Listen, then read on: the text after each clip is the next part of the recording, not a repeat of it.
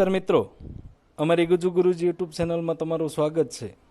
આજે આપણે વિદ્યા સહાયક ભરતી 2024 અંતર્ગત વિડીયોમાં વાત કરીએ।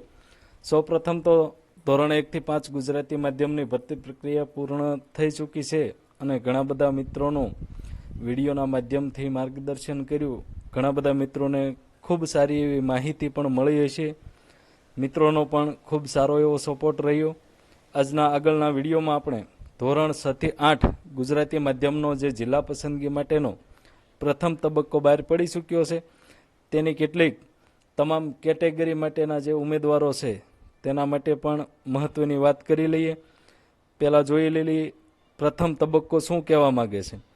તો વિદ્યા સહાયક ભરતી ધોરણ 1 થી 5 અને ધોરણ 6 થી 8 ગુજરાતી માધ્યમ વર્ષ 2024ની જે ભરતી હતી તેનું પ્રથમ તબક્કાના ઉમેદવારોને કોલ લેટર મેળવવા માટેની સૂચના કંઈક આવી રીતના છે કે પ્રથમ તબક્કો છે એ તારીખ 19/7/2025ના રોજ મેરિટમાં આવતા ઉમેદવારોએ વેબસાઇટ ઉપરથી પોતાના કોલ લેટર ઓનલાઈન મેળવી શકશે અને આ જે કોલ લેટર મેળવેલા ઉમેદવારો છે તેમને જિલ્લા પસંદગી માટે તારીખ 23/7/2025થી 6/8/2025 આ દરમિયાન જિલ્લા પસંદગી માટે બોલાવવામાં આવ્યા છે।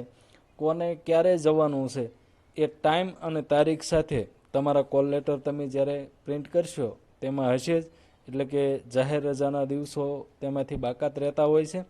તમારે તમારા કોલ લેટરમાં જે કંઈ તારીખ અને સમય આપેલો છે તે સમયે ગાંધીનગર જિલ્લા પસંદગી માટે જવાનું છે।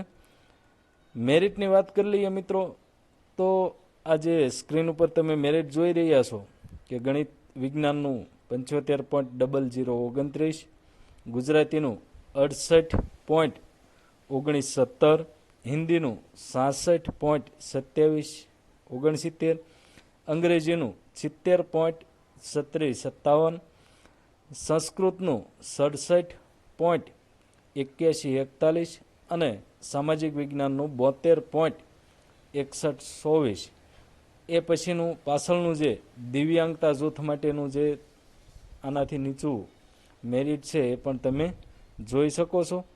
મિત્રો, ઘણા બધા જે નવી ભરતીના મિત્રો છે તેમને એક વાત જણાવી દઈએ કે અમારી યુટ્યુબ ચેનલ ઉપર અગાઉ અમે શાળા પસંદગી માટેના જે જિલ્લા પસંદગી માટેની સૂચના બાબત ધોરણ 1 થી 5 માટેના જે વિડીયો મૂકેલા હતા તે તમામ બાબત જિલ્લા પસંદગીમાં જતી વખતે તમને પણ લાગુ પડે છે, જેની વિડીયોની લિંક અમારા વિડીયોના ડિસ્ક્રિપ્શનમાં આપી દીધેલી છે। આશા રાખીએ કે એ વિડીયો જોઈને પણ તમને ઘણું બધું માર્ગદર્શન મળી રહેશે।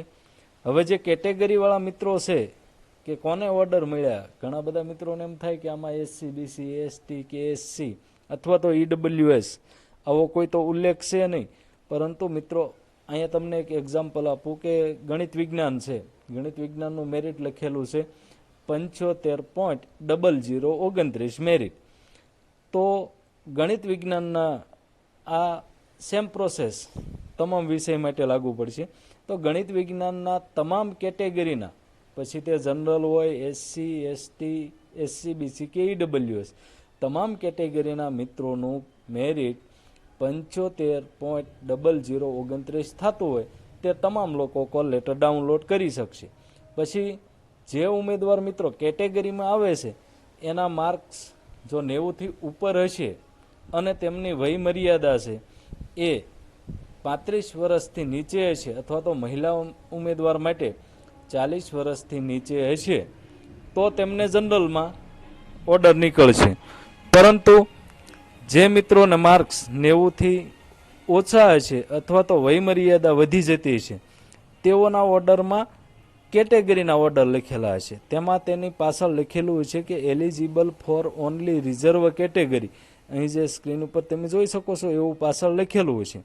પછી કુલ જગ્યા જે ભરવાની છે 293 કે જે તે વિષય પ્રમાણે, તો એટલા ઉમેદવારથી વધારાના જે ઉમેદવાર બોલાવેલા હોય તો તેમને એક્સેસ કેન્ડિડેટ તરીકેના ઓર્ડર આપવામાં આવ્યા છે। એટલે આ બે વાત ખાસ જોઈ લેવી।